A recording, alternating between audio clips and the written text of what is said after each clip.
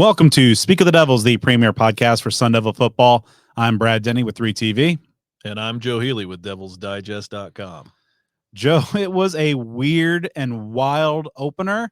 Most importantly, the Sun Devils got the win, but whew, what a roller coaster ride of emotions. That was one of the strangest games I've ever been a part of, mainly for the things that happened off the field. I mean, we were hoping that the season's underway.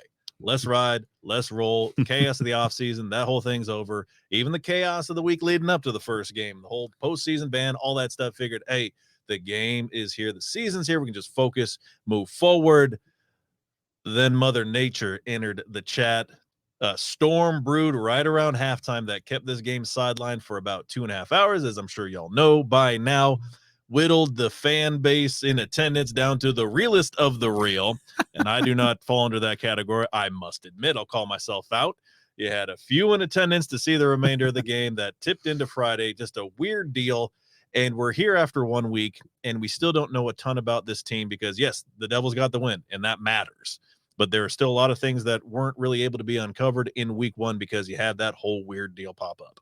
Yeah, it was. I was up in the press box at one point. Then I was down on the field doing weather hits for our 9 and 10 o'clock newscast with Julia Lopez. It was a weird turn of events, but ultimately victorious for the Sun Devils. And we're going to break that down. We're going to take a look and kind of see what we can and can't take away from ASU's 24-21 win over Southern Utah, as well as take a look ahead when things really ramp up this week against Oklahoma State. And we're going to do so with a couple of guests.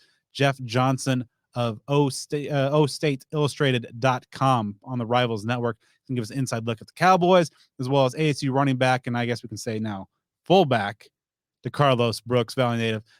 Good things to say about his sterling debut.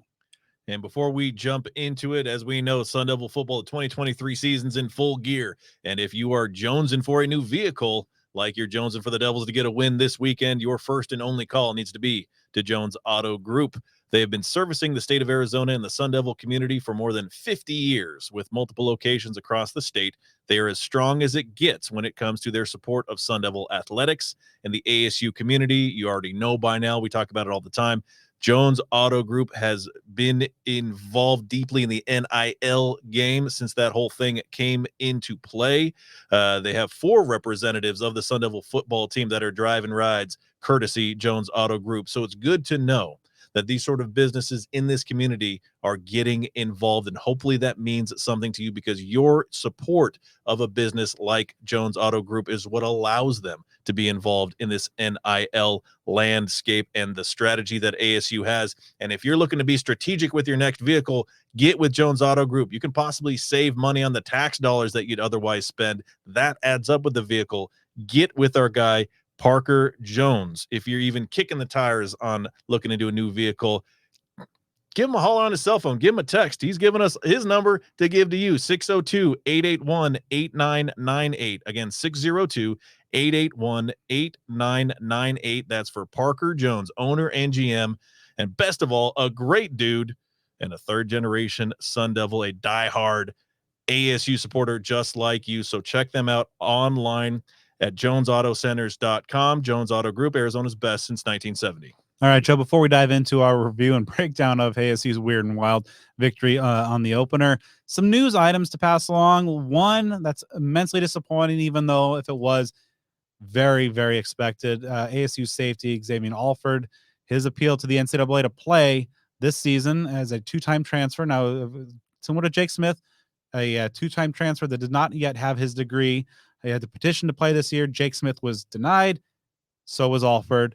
An expected decision because the NCAA is an awful organization run by awful people, but it's very sad. Kenny Dillingham called their decision ridiculous.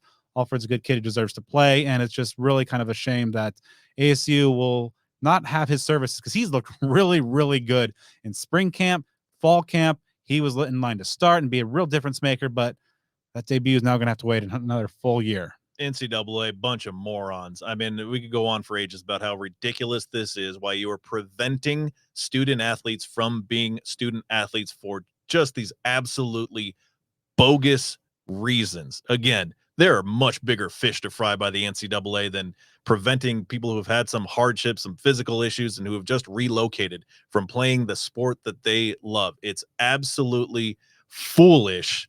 There are a lot more colorful things that I could say. NCAA, go fly a kite.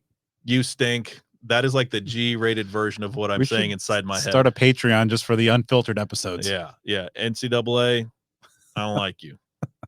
On a more positive note, for those few remaining, I don't know, maybe this is probably a good poll question. Are there any people in the last year of the Pac-12 that are still back the pack? But if you are, congratulations. I know you're never been on that boat. Staying on brand, brother. To the bitter end. 13-0, though, the Pac-12 is representing. So the only conference in the FBS without a loss. Of course, ASU's win is amongst that group, but there's been some monster victories, some dominating victories by these member schools. So I guess they're going out with a bang. Yeah, and that would be like the most Pac-12 thing of all time, Pac-10 thing of all time, to just have like a nationally dominant year as this whole thing falls to pieces.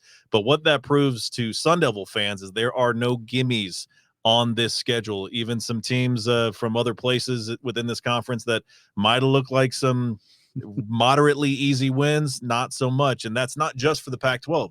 Even teams like Fresno State look good playing on the road, beating Purdue. Oklahoma State got a victory. Obviously, we're going to break that down in detail over the course of this show. So, in what is an unpredictable season for ASU after the first week across the nation, honestly, looks tougher than it began, and it was pretty tough to begin with. All right, Joe, before we dive in, though, to our review of ASU's contribution to that 13-0 record, message from one of our amazing sponsors.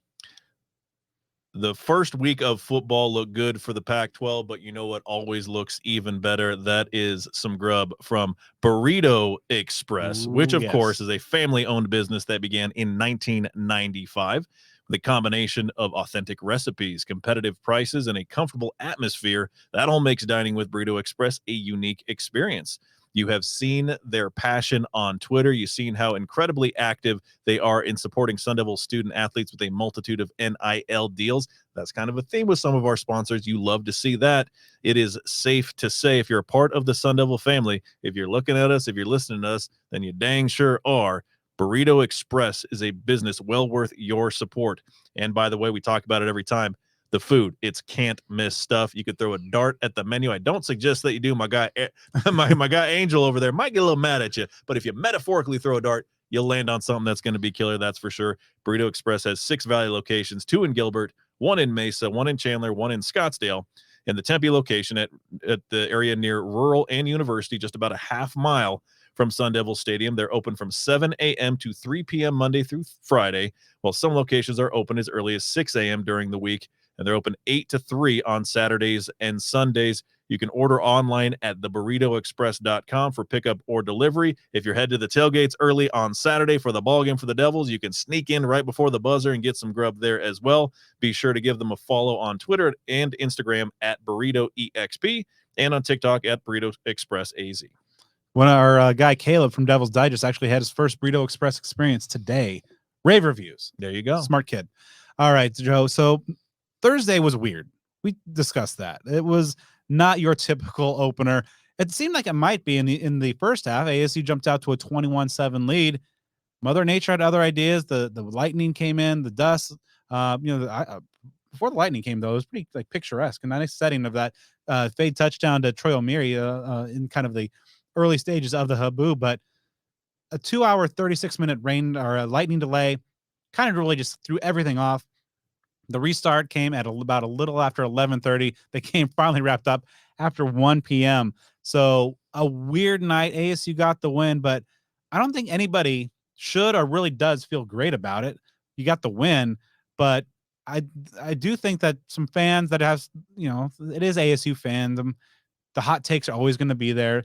Just let's tap the brakes, folks, because this is kind of like an incomplete situation because that second half, I don't even know how much value you can toss into that.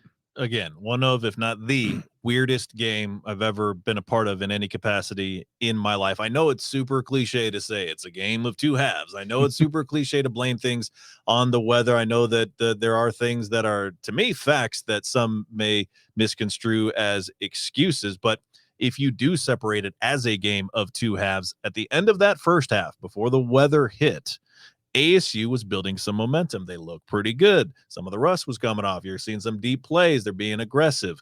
I truly believe, and again, might be through rose-colored glasses, that if that game would have just been played on a normal timeline without any sort of delays, I think ASU wins in much more significant fashion than they did. When you throw that 2.5 hour block of time into the mix, that's something that you're not overwhelmingly prepared to handle. There were guys that were doing homework perceivably in like pads and cleats because you don't really know. You're getting these updates as time passes of when you're going to get back on the field. It's not like from moment one, okay, we're going to kick off at exactly this time. You don't necessarily have that information. So a lot of off-field, a lot of behind-the-scenes factors that you just typically don't see. I've been spending some time trying to think of anything in my memory that I've seen in person that mimics this situation, and I can't remember any ASU games that were delayed mid-game. I remember that very memorable 2004 game against Iowa that ASU upset the Hawkeyes. I believe that game got pushed back. Its kickoff got pushed back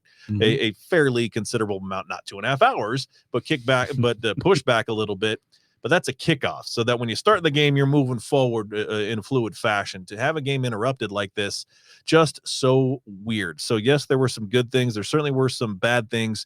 But as you look at it in the second half, and I'm not saying that you can just throw it away and wipe the slate clean, it's just a set of circumstances that you rarely ever, meaning this is the only time in the decades I've followed this program, see this sort of thing. So not saying you can just throw it away and say it doesn't count, because it certainly does count, but I just don't think it is a full glimpse of what this team is capable of. Yeah, we'll certainly get that this week and kind of the weeks ahead. But yeah, that second half, and I think that's the biggest question coming out of week one, is just how much stock can you put into, if any, into that second half? And I think there's elements there, because you still line up you have the helmets and pads on. You got to play a football game no matter what it is.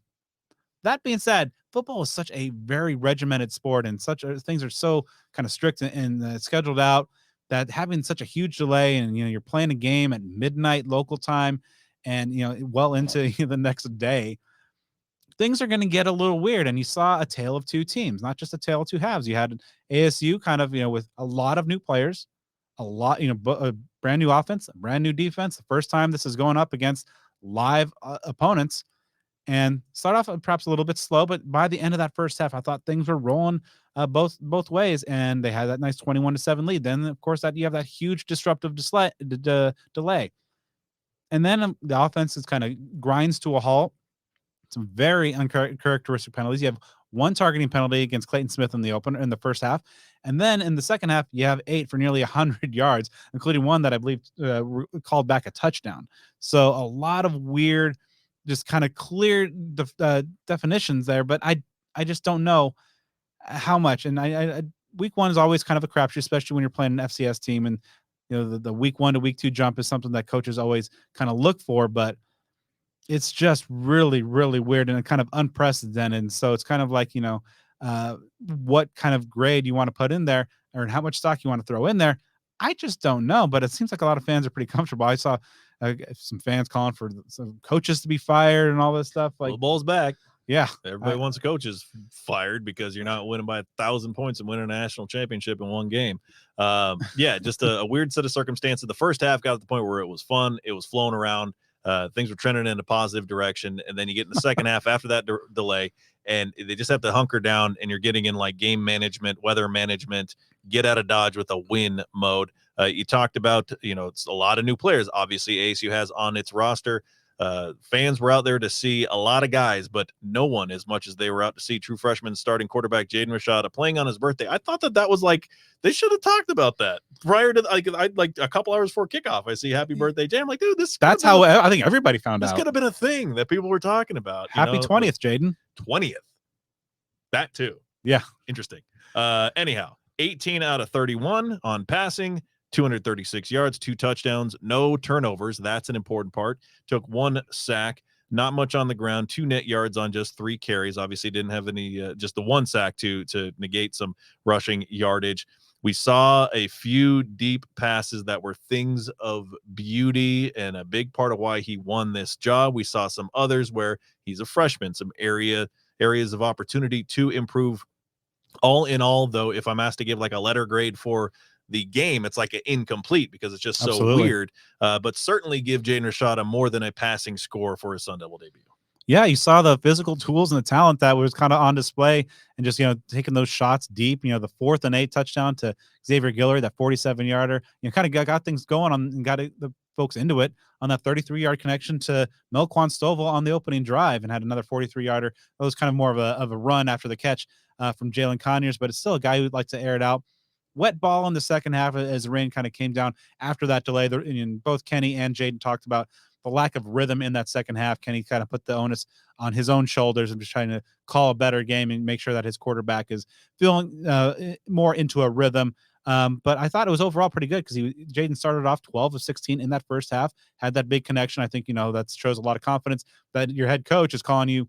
It's calling for you guys to go for it. 4th and 8 from your own 47-yard line in the first half. That's a good sign, especially, a way to cap that throw as well. But in the second half, missed a couple touchdowns that he probably wants back. Those are plays that we've seen him connect with in fall camp throughout. But overall, I thought it was a pretty promising start. And just, of course, they kept things kind of schematically vanilla because they're, don't want to show all their cards against an FCS level team. So we'll see how things kind of unfold. But overall, I thought it was a pretty promising debut. You saw a lot of the things that kind of flashed that potential, but still a lot of areas where he's still a true freshman. And then you kind of throw the curveball of, that 2.5 hour weird delay game. You could watch Saving Private Ryan in that halftime break. Yeah, there were some awe-inspiring plays. There certainly were some throws that he needs to simply improve on, ones that you cannot miss on a every game basis. And I'm sure that that's been a big part of what they're doing in their preparation for this week. You mentioned the trust factor, and I think that's a big deal. The trust on individual plays, a 4th down from near midfield to sling it with your true freshman quarterback. That's a big thing. I mean, the fact that they didn't trot another quarterback out there, in the second half when things were murky with the weather and everything, they could have easily gone with Trenton Bourguet just to get them out of the stadium with a win, because the nature of the game shifted dramatically from half 1 to half 2. So Dillingham rode the guy that started the game, and he mixed the ball around a little bit. We saw out of the run game, because we were asking a lot of questions leading up to the season. What's that going to look like? You're going to have one guy that is carrying the ball so much more than the rest, like we've seen before. Is it going to be split up? It certainly wasn't split up in terms of the amount of ball carriers that we maybe thought we would have seen. However, that part of it probably was because of the fact that it was just a close game all throughout. You had 17 carries by Cam Scatterbo in his Sun Devil debut, a solid 71 net rushing yards with a touchdown. DeCarlos Brooks, he saw action in a few different roles, and he had 12 carries. So the two of them, curious to see if that sort of workload is something that continues. You didn't have those 4, 5, 6 running backs get carries like we kind of thought and hope might be the case, and often is the case in these FCS matchups. So again, you saw that emerge out of the run game. Wasn't a great day on the ground, 135 yards with a touchdown as a team. Only a 4.0 yard per carry average. That's one that is concerning. But again, when you're playing with the conditions as they were, we'll see if that is a true area need of concern. But, I thought that was something that was interesting to see out of this game, because, again, it quickly shifted into something different than we thought it would be pretty much that whole second half. Yeah, Scat and DeCarlos, I thought, were a pretty good 1-2 punch in terms of using their power backs, and they used their power to great effect. And we'll talk to DeCarlos a little bit later on the show, but man, it was great to see a fullback in there, taking some fullback dives too. So I wish they would give him maybe some of that love to Case Hatch under the last staff. But yeah, I think one area that does kind of jump out as a major area of concern for me, kind of to your point, Joe, about the maybe not as much success on the ground as you hope. The offensive line was my number one concern about this team heading into the game, and it's more so coming out of Thursday's win. I'm almost like a yellow alert status here. The left tackle spot is still up for grabs. Isaiah Glass got the start. Bram Walden did rotate in, and in practice today, that rotation continued. I asked Kenny during Monday's press conference where that battle stands. He says it's ongoing, and I think that's an area that you would have hoped to have somebody kind of step up and claim that job. Isaiah even got some reps at right tackle as well during the game. Overall, I thought it was Not a great showing. Glass had 2 holding penalties of the 4 holding penalties that ASU did have. One of those, unfortunately, negated a second half touchdown by Cam Scattaboo that would perhaps maybe put the game on a different trajectory. But the ground game, I thought the running backs looked pretty good there, but the pass catchers had some moments as well. But overall, this offensive line still worries me a great deal. Yeah, you mentioned there are certainly pass catchers that made an impact. Xavier Guillory really standing out there, 5 catches, 73 yards, and that long touchdown, proving what had been seen from him in the entire offseason in the spring, that this guy is a very dynamic, deep threat. Jalen Conyers, 2 catches for 51 yards. He only played that first half. Elijah Badger had 3 catches for 19 yards, only playing the second half. Melquan Stovall got involved with a 33-yard reception. Cam Scattaboo, real active as a pass catcher as we thought he'd be, 4 catches for 41 yards. Yeah, the offensive line, that was easily the biggest question mark entering the season. It was easily the biggest question mark in all of the preseason, the spring. Any conversations we've had about this football team, the offensive line, the main concern. And Thursday's game certainly didn't do much, if anything, to mitigate those concerns. And if anything, they maybe amplified them, because you're playing an FCS level opponent, and there should have been much, much better play out of the offensive line as far as the statistics go. Southern Utah had a sack and 4 tackles for loss, and that's better than the ASU defense had in that regard. Talked about how ASU only averaged 4 yards per carry, and that's just with 1 sack. And you've got your main tailbacks carrying the ball. So what do I mean by that? It's not like you're getting blown up at quarterback to where your team rushing numbers are being dragged down. It's not like you're having a bunch of players that have no experience, or guys that are maybe walk-ons and aren't going to play too much the rest of the season, that may be bringing the numbers down. I mean, you're operating, with your typical set of weapons here, and you're only managing 4.0 yards per carry. Now, it was pretty decent among the running backs. DeCarlos Brooks averaged 5.3 yards per carry, but the 4.2 for Cam Scattaboo, I know we love the 4.2 anytime you see it, but you want to see a little better than that in the run game. So, yeah, offensive line, you wanted a lot better out of that game, because like we talked about, there are no gimmies from here. It's no big secret that this team is probably going to go just about as far as its offensive line goes. So that's an area for improvement, with underline and bold lettering for sure. One other area that really kind of concerned me is that ASU started off 0 for 8 on 3rd down. That's just not going to get it done. They're going up against an FCS defense, not a particularly great one at that, and going 0 for 8. Now they got things going a little bit better in the second half, ironically enough, in terms of the kind of the tale of 2 halves. But you might chalk that up to true freshman quarterback, a lot of new pieces, new scheme, but still against that level of opponent with the talent that you have on that side of the ball, especially in terms of the playmakers and the pass catchers and backs, you got to do a lot better than that. The key we had talked about last week for the game was starting to right the wrongs that you saw in last year's team. And unfortunately, you saw the continuation of some of the wrongs. 3rd down issues, that was a major thing. Yeah. Penalties, ASU started okay in that regard. Things were looking promising on Thursday until it got swept away in the second half. Can we chalk that up to weather stuff and disorganization? Possibly, but those numbers are what they are. You still saw very little in terms of pass rush. Didn't generate a sack, very limited tackles for loss. These are all things that were pretty key issues a year ago. And I get that it's one game and a chaotic, dysfunctional game at that, but in the one opportunity ASU has had, you just didn't see much improvement on that. And again, when these things happen against an FCS team, it is very natural to amplify the concern of, if you do or cannot do these things against Southern Utah, what in the world is going to happen against the USCs and the Washingtons and the Oregons of the world? Yeah, so moving over to the defense, where the results were I think, better. Kenny Dillingham thought they were better. He said the defense was the reason they won the game, and it's really kind of hard to argue. They put forth a pretty solid effort. Now, they kind of held Southern Utah mostly in check, 226 total yards on the day. The Thunderbirds did score 2 touchdowns, but both of those drives were aided by some pretty critical ASU penalties. It was a shorthanded ASU defense. They played the first half without starting linebacker Will Schaefer. They played the entire game without injured defensive tackles CJ Fight and Anthony Cooper. Clayton Smith was missed most of the game after getting called for a targeting penalty in the first half. But overall, it was a pretty solid effort. Not great. I think that they were solid, but they weren't explosive, especially going up against an offense that from an FCS offense you should dominate. They did not generate a turnover. They did not get a sack. They had 3 tackles for loss in the first 2 drives, and then nothing from there on out. They need more of those splash plays because they have the playmakers in order to make those. But ultimately, you kept them in check, relatively speaking, but still kind of an incomplete mark. But they also kind of rose up when they needed to.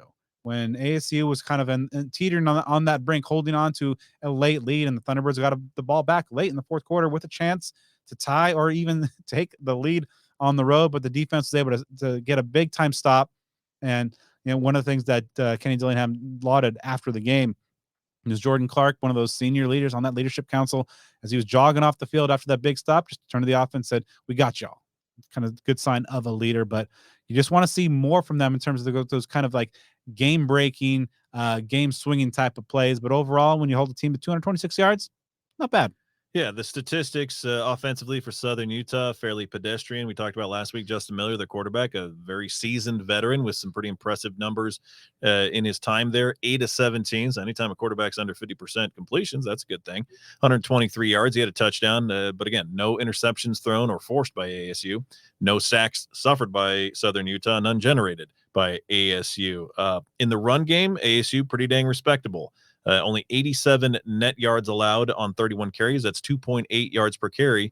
And I think that helps when you don't have any sacks. Again, you can get a couple sacks. You can shave 15, 20 yards off a team's rushing total with relative ease. When you're not getting any sacks, if the numbers are still pretty respectable, that's a good thing. And that's without 2 of the top 3 defensive tackles in the rotation. Exactly. And without a starting linebacker for the first half. You're not operating at full strength, and you're still having some good numbers. Receiving wise, 9 completions for 139 yards. You did have that 52-yard completion. So you had a couple big plays. There was a 21-yard rush by Braden Whistler. But like you mentioned, not terribly explosive. I believe that those are the only 2 offensive plays for Southern Utah that resulted in 20 or more yards. So again, they did have that 68-yarder called back when Jordan Clark got targeted on a blindside block.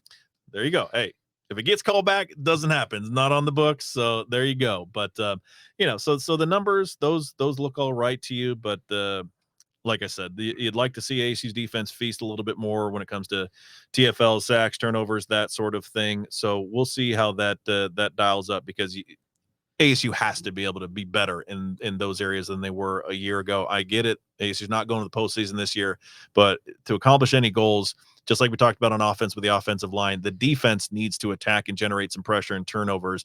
That change needs to be made. I'm not saying that it's a lost cause because it didn't really happen in one game. It's just something that we're circling as an area that definitely needs to change. That's why Brian Ward got the defensive coordinator job in Tempe, is his ability to bring a chaotic defense and against an opposing offense and create those mistakes and bring the attack off from the edges and all angles and all levels. And that's something that perhaps they were holding back schematically and just, thought they could just kind of, go head to head and play a little bit of just straight up football against the opponent. So we'll see exactly how much more is thrown out there on Saturday night when they play. But, a couple of guys worthy of kind of some hat tips there. Defensive back Jordan Clark had 2 key pass breakups amongst his 5 tackles. Also amongst as mentioned a moment ago, showing some leadership. Tate Romney I thought had a great game starting in place of Will Schaefer, 8 tackles. So it was good to see Tate, who's had, I think, a really strong fall camp after a slow spring, really kind of, make the most of his reps out there. D Ford had some big time plays. He actually leads the team now with 1.5 tackles for loss from the cornerback spot.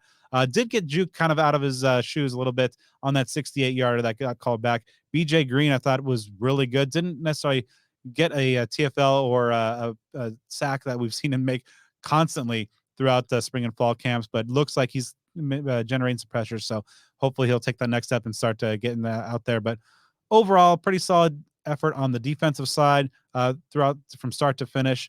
Offensively, kind of a good first half, but then kind of incomplete second half. But just kind of, a weird night, but a ultimately successful night because the Sun Devils are 1-0. And a shout out to the fans, those who stayed around for that.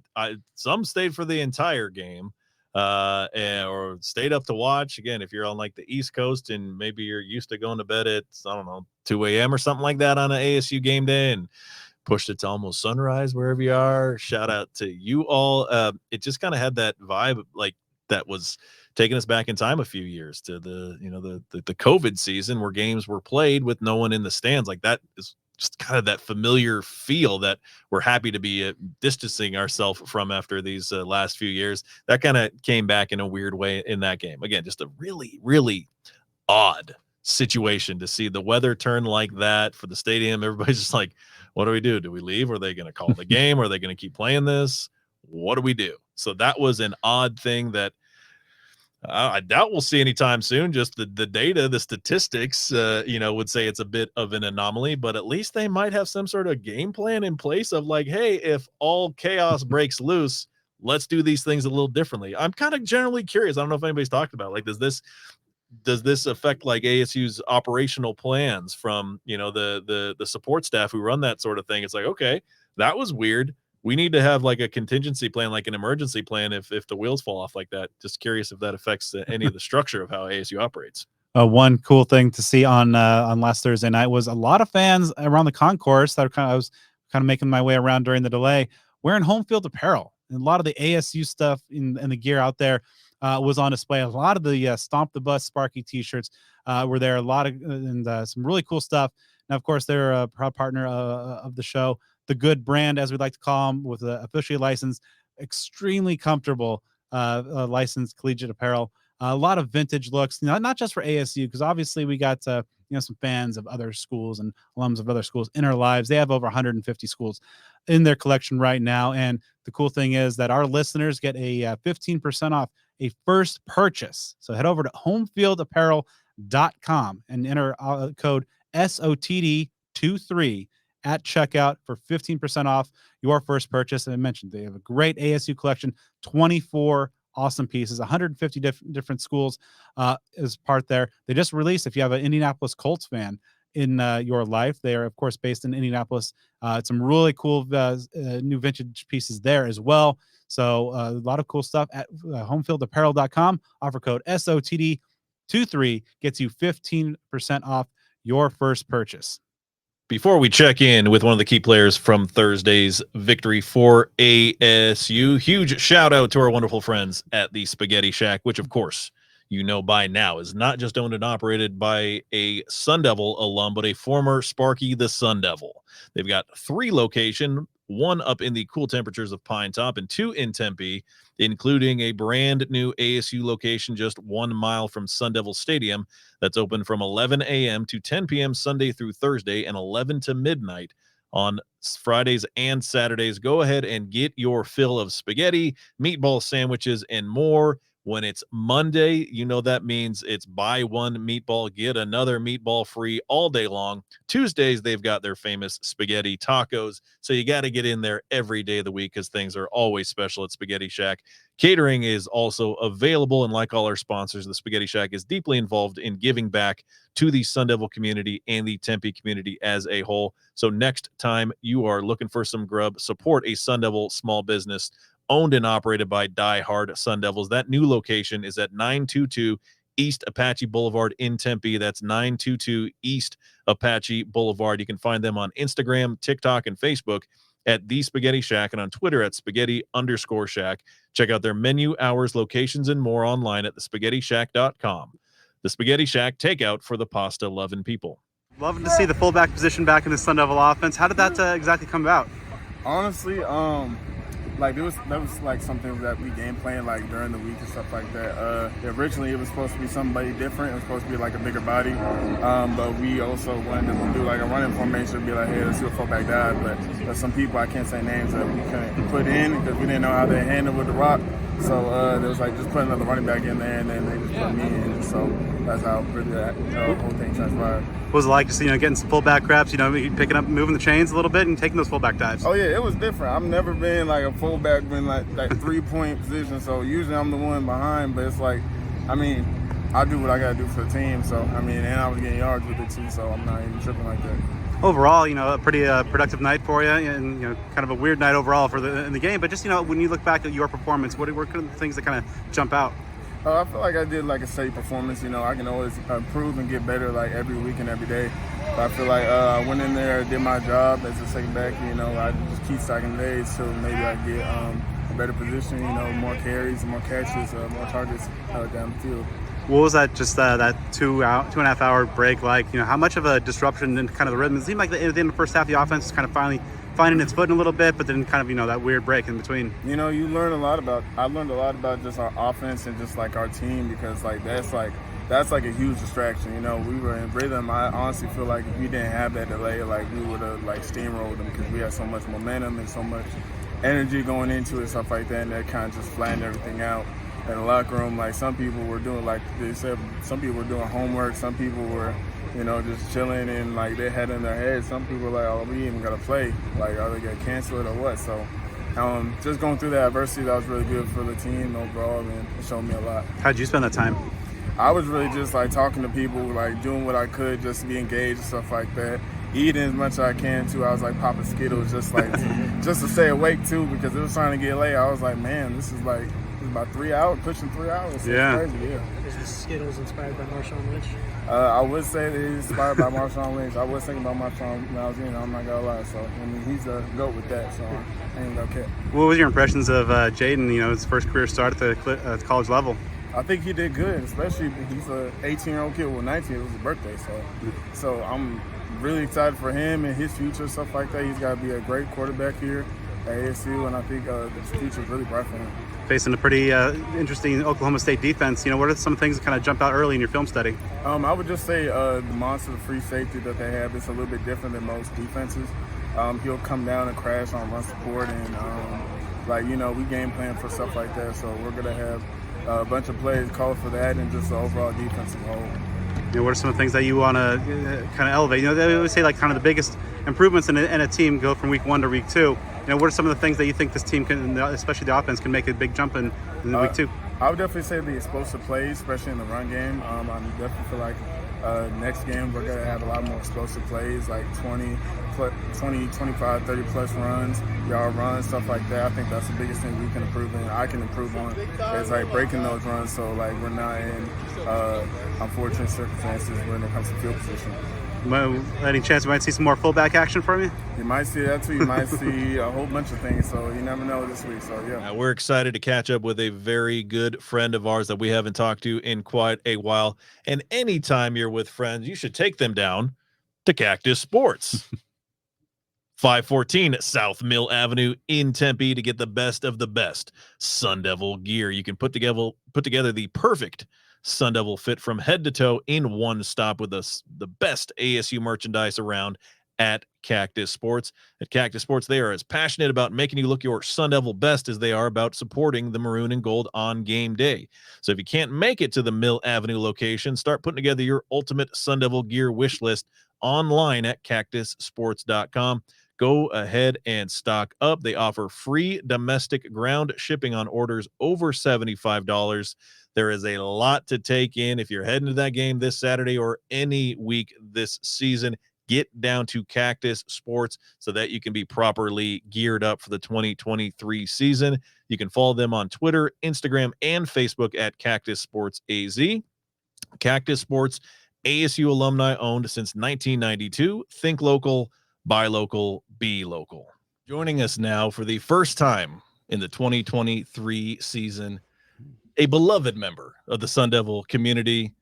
You've heard him belt out opera music with his glorious, beautiful voice that just gets your emotions running to all-time highs. You've also seen him and his personality on the Pac-12 network. Great friend of ours. Thrilled to welcome back our guy, good buddy Gus Farwell. Gus, my man, welcome back. Gentlemen, what the heck is going on? Good to be here. It's been far too long, I think, It's been I've missed you guys, so it's good to be back. There you go. And for those who weren't in this room with us, we had some interesting conversations before we went live here, so we're already fired up for this conversation. But we're going to talk Sun Devil football, quarterbacks, and all of that good stuff that Gus Farwell is highly, highly prepared to discuss. Oh yeah, ready to go.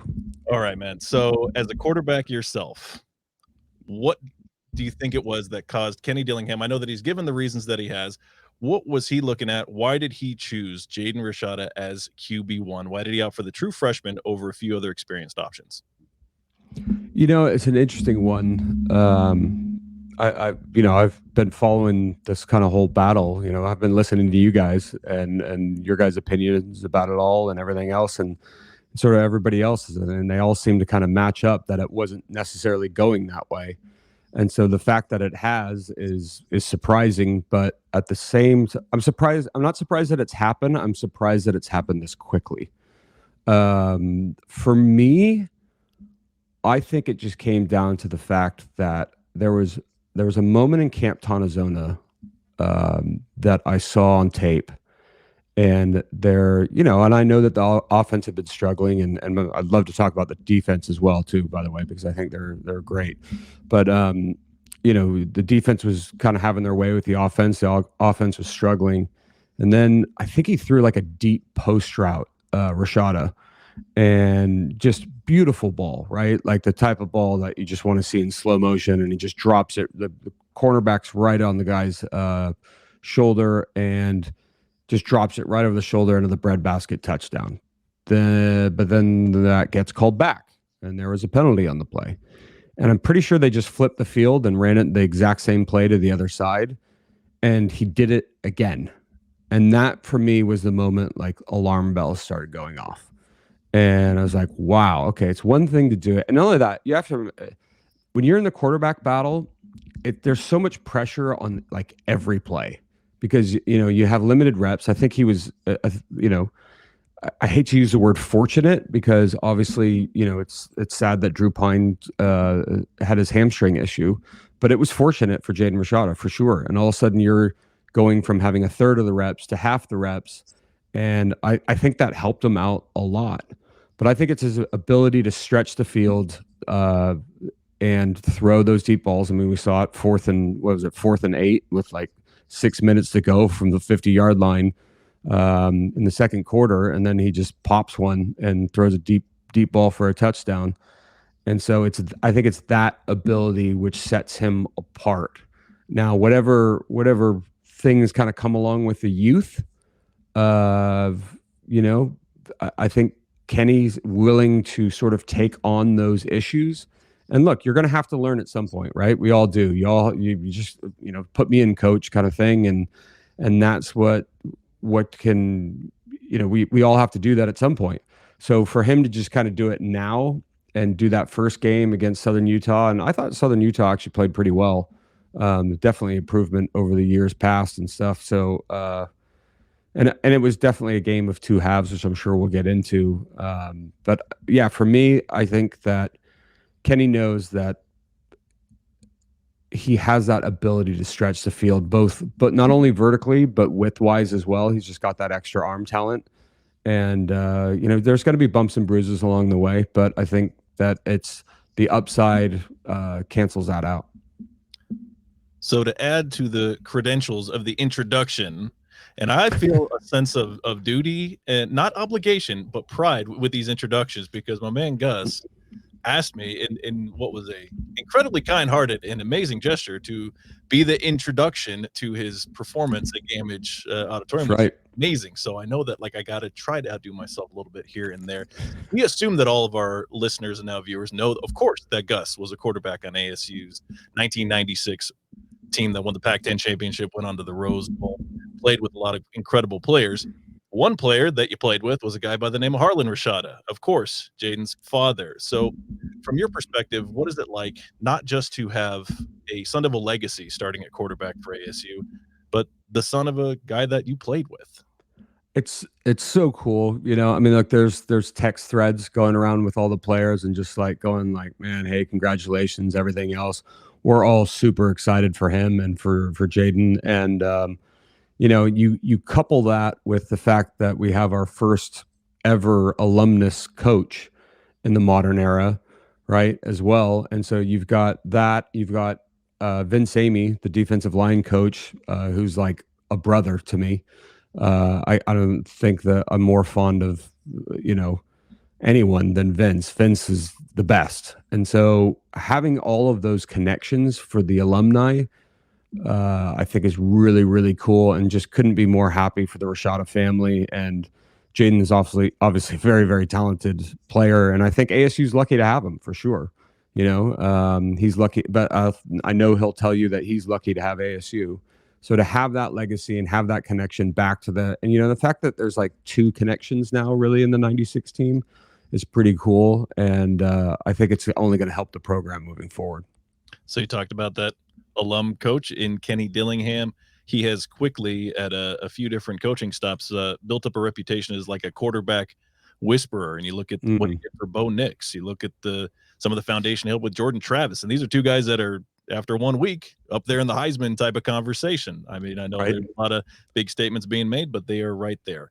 What is it about Kenny Dillingham that makes him so effective in mentoring these young quarterbacks, and even some that have had some ups and downs, like some of those players I just mentioned? I think first and foremost, it's so clear to me how much he cares, legitimately cares about the players, because there are coaches out there for sure who really, it's a lot about them. It's a lot about, just sort of the spotlight or whatever. But I mean, Kenny you just can feel it from when he gets around these kids, his interaction with them and everything else. And I think he just builds relationships. And then from there, my goodness, his attention to detail on the field is incredible. Like, I love listening to his post-game comments because he's just so in depth, so in detail. You can see how much he knows about this game. He is not the CEO type coach. He is I think he's capable of that. Maybe he evolves into that, but he is so hands-on. And I think just him working with those quarterbacks day in and day out, and he understands so well what's trying to be done, what they're trying to do. He has a clear picture of what he wants from his offense, especially. And so for him to be able to convey that to these guys in a manner in which they can understand and get them to grasp it, because he wants his quarterbacks to basically be, the sort of old adage of coaches on the field, coach's brain in a quarterback's body. And so I really just think it's his general knowledge of the game and what he is trying to do that he this is an interesting time for sure, right? Because you have such a young quarterback. I don't know that he's Bo Nix was a veteran, but he sort of revamped him. But to take him to have Jaden so early and to get him on the pages so early and getting him to start working and firing, and to the point where he can start a game on his 19th birthday is just incredible to me. Credit to Kenny and the coaching staff and Bo Baldwin and everything else. That is no mean feat. The kid was, I remember my first day of practice showing up at ASU and throwing out routes. And like every single time my throw was like a yard behind the receiver, like every single time, because in high school I could take a 5-step drop, kick up, and then release the ball. And in college, you just don't have time to do that. Your back foot hits, and then the ball's got to be out.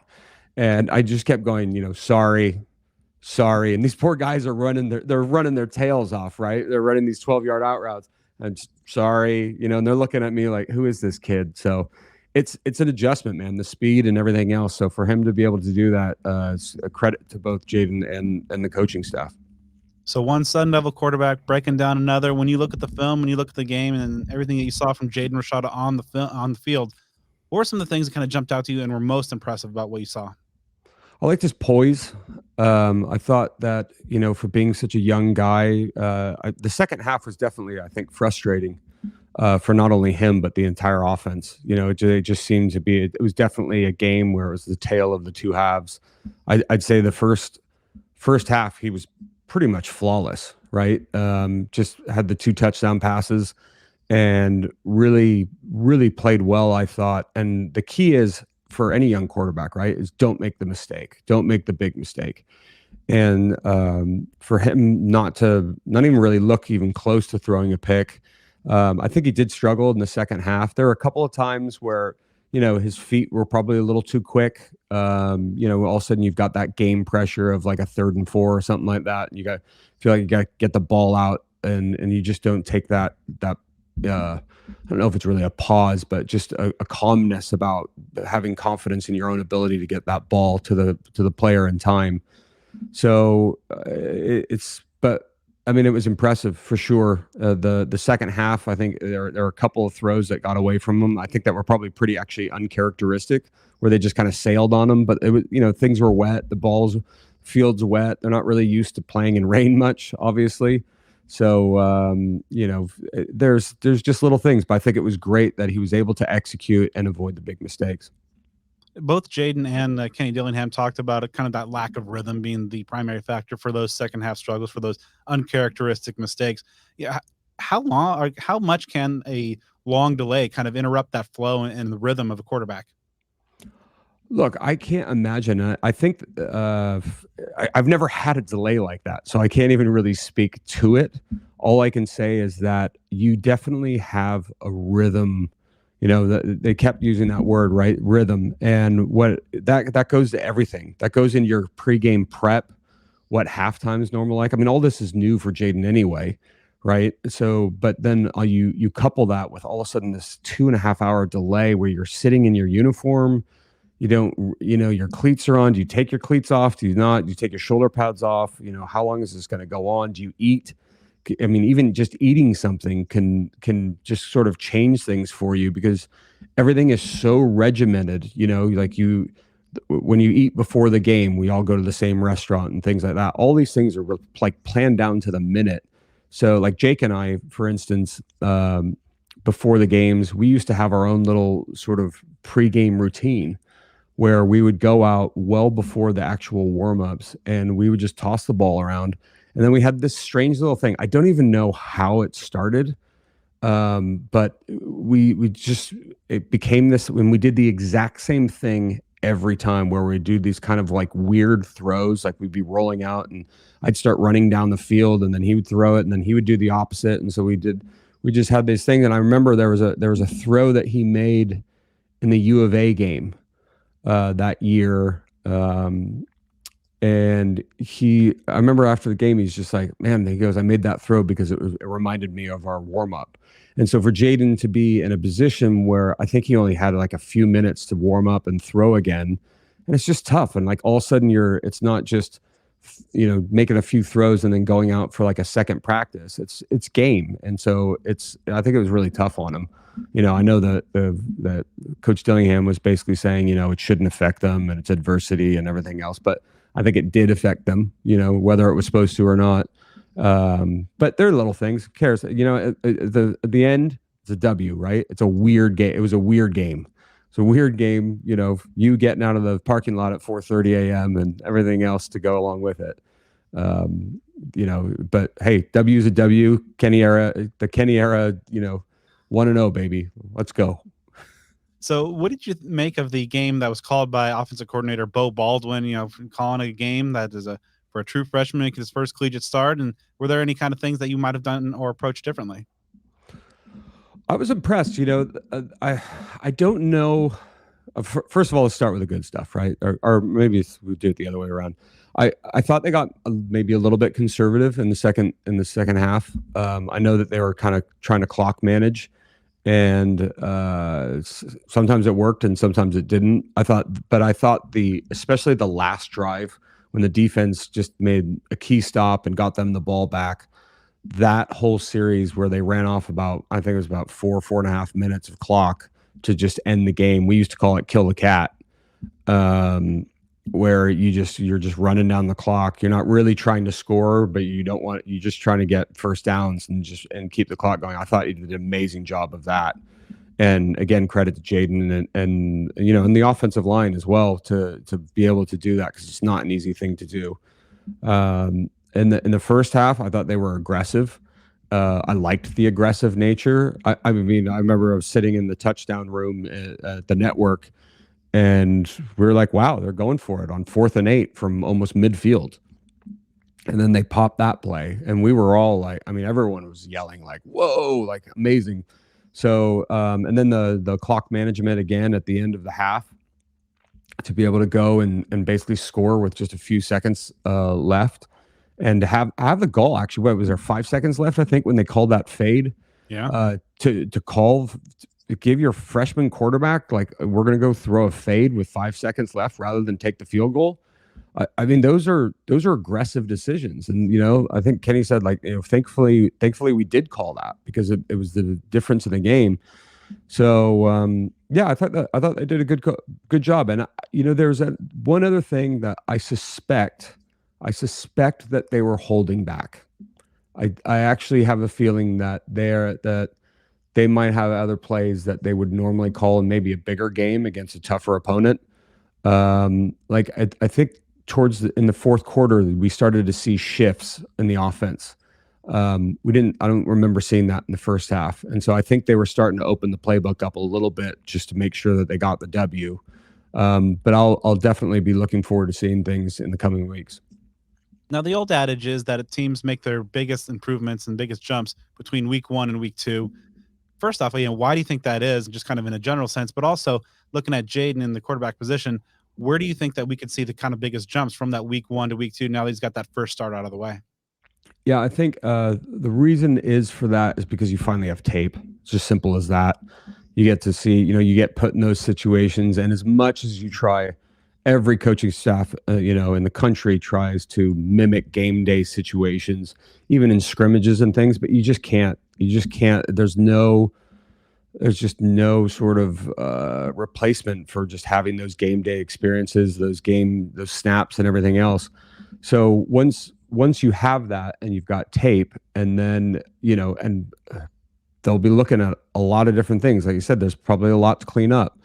I was concerned primarily with the amount of penalties again. I don't know why we seem to want to be penalty university, but it's, but I guess that's first week kind of stuff. So hopefully that will improve. I know the last 2 years, what have we been, like third in penalties in the FBS or something like that? Something crazy. So I think that will help being able to do that. And then for Jaden especially, just seeing those coverages, just seeing how a defense is trying to mess with you.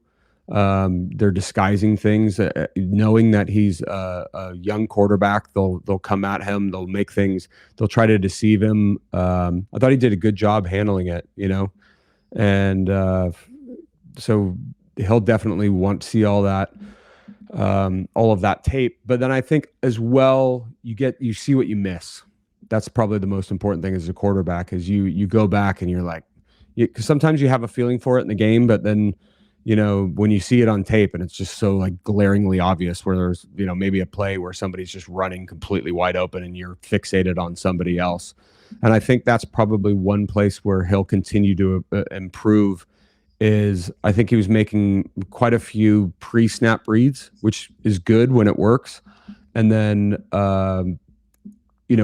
the ability to just go through your progressions and come off a receiver, even when you think that that's the right place to go, that comes with experience, that comes with age. And he'll just continue to get better at that. So this season strikes me as one where internal leadership is going to be a really, really important thing between a new coaching staff, a lot of roster turnover, that unfortunate news that came through the chutes just a couple days before the first game about the postseason ban, keeping things together, going into a positive direction, because the future is very bright around here. What does Rashada have to do as that young, true freshman quarterback who is just kind of by default, because he's QB1, put into a strong leadership role? What does he need to do his part from a leadership perspective?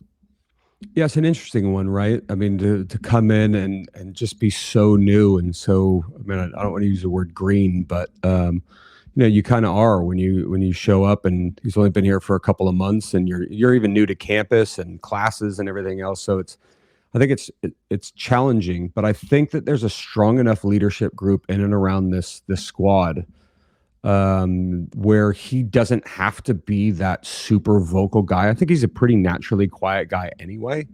But so for him, and it's, I think it's more important for him to just relax into it and you don't have to try to like be this sort of, okay, I'm QB1 now and I'm going to beat my chest and I'm going to be the guy who's going to yell at everybody and this, that, and the other. I think he might, at least yet, he's not that guy to be a super vocal leader. I mean, Plummer was so intense in practice, but he was so intense in practice, but he could go back and forth between like being super joking around and then everybody else would be joking around, and then Jake would just decide out of nowhere that it was time to compete, and he would just turn on a dime. And by the way, if you didn't change immediately to super intense, he would, he'd kind of bite your head off, and he'd give it to you. So he was a really intense leader, and I don't think there's anybody who questions the fact that he was the leader of that team,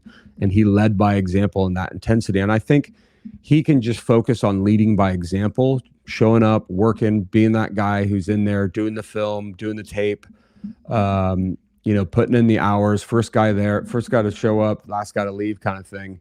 And just by doing that and being a teammate to his teammates, I think is enough for him right now. And he'll just grow. He'll grow as a human. He'll grow as a person. And he'll find his way into that leadership role. And I think he's really poised to do really well.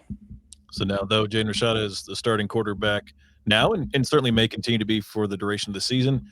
There's some talent behind him that is competing. Trenton Bourget started a number of games last season, showed what he has. You mentioned Drew Pine, comes from being the primary starter at Notre Dame.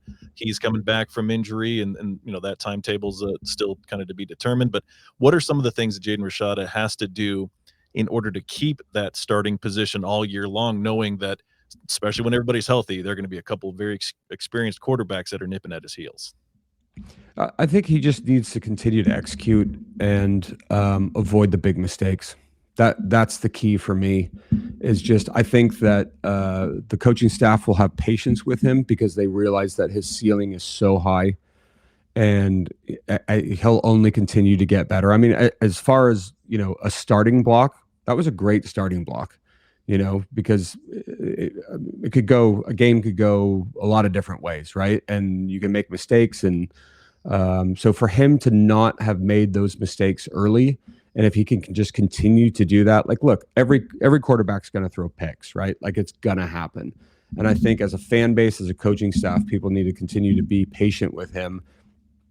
And I mean, it's crazy with all the other quarterback play around the conference right now. It's so loaded. So for him, I think he just needs to come out to continue to execute, do what is being asked of him, and avoid the mistakes. Well, Gus Farwell, my man, our guy, it truly is football season now that we've been able to connect, at least virtually. We understand that you're going to be making your way down to Tempe before too long, maybe a couple times a year. Do you want to give us maybe a little teaser for all the folks that will want to try to catch you if they can, or at least just celebrate the fact that you're back in Tempe? What you got planned for the football season? Yeah, well, I'll definitely be out for the USC game. I have to be in studio next weekend up here in Northern California, so I won't be able to make it out next weekend. But definitely be out for the USC game, and then I'm really hoping to come out for the Oregon game at the end of the year and the Territorial Cup, baby, when it comes back to Tempe. And then hopefully I'm planning on going to the Pac-12 championship game for the last Pac-12 championship game ever. But I'm very excited and can't wait to be back in Tempe and see everybody. There's just nothing better. I always say we pretty much win the national championship every year because you get to come back to Tempe to watch a football game. So amen to that, my friend. Well, always great to catch up. Can't wait to do it again in person. Appreciate you joining us now to break down QB1 for the Devils. Thanks, guys.